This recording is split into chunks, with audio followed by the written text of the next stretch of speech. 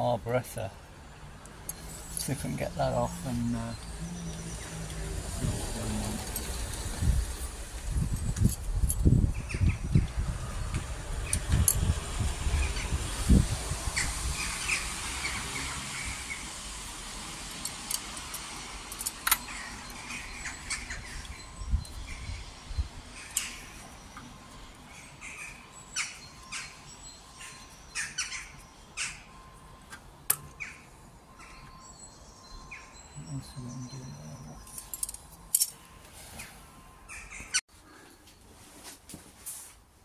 okay, we're off.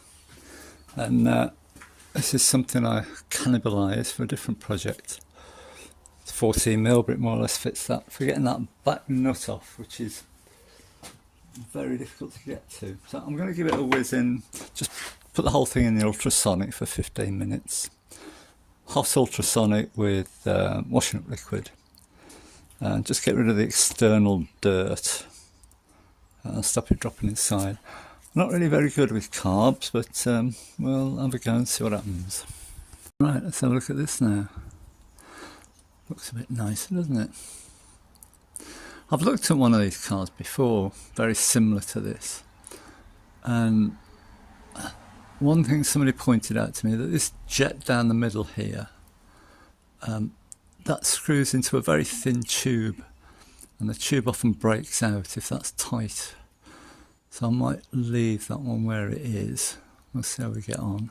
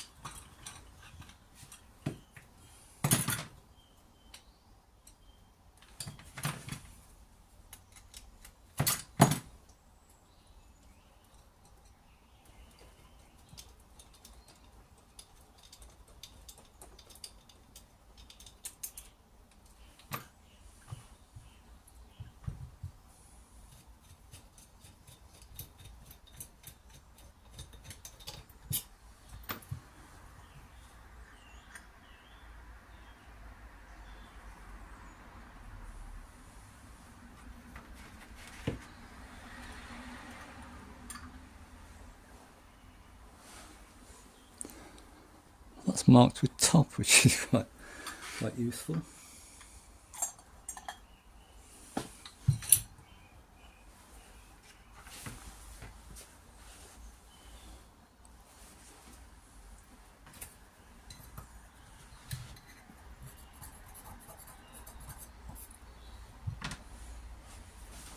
Keep taking it to bits.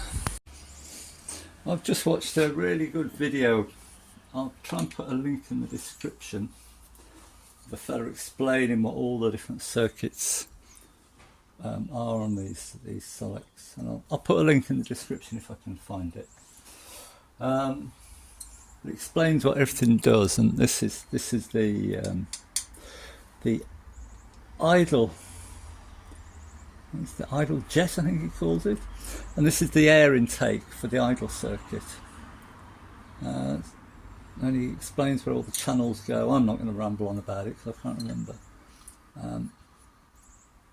But so I'll take it to bits, and if there's anything interesting, I'll come back. So I've just pulled this jet out the side. I can't remember which one it is. But we've got holes in the side, which I think is air, and that one in there, which is, I think, is fuel. So we'll just stick it in the ultrasonic and see what comes out.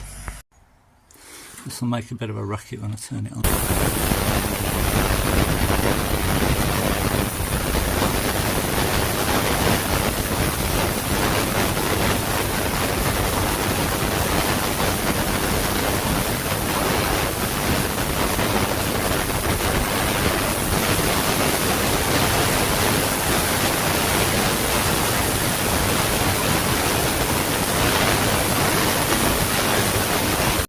my reference, I've just pulled these 4 screws out here, and we've got 3 different sizes.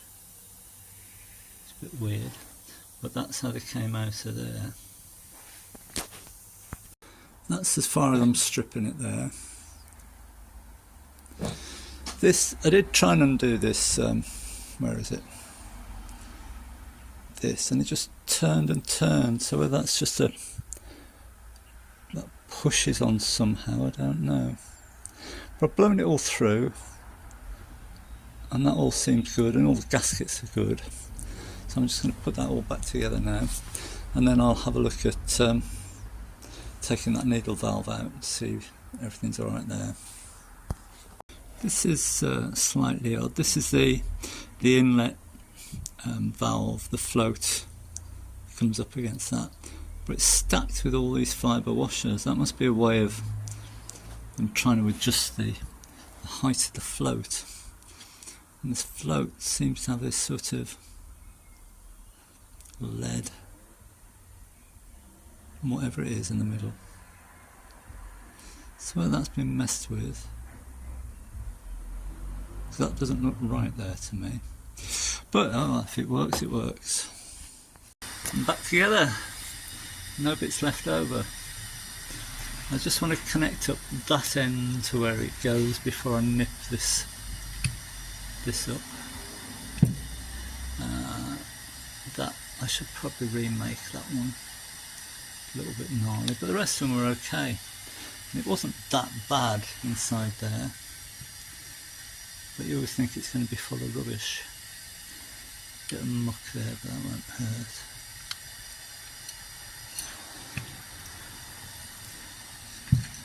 So, see if it works at some point.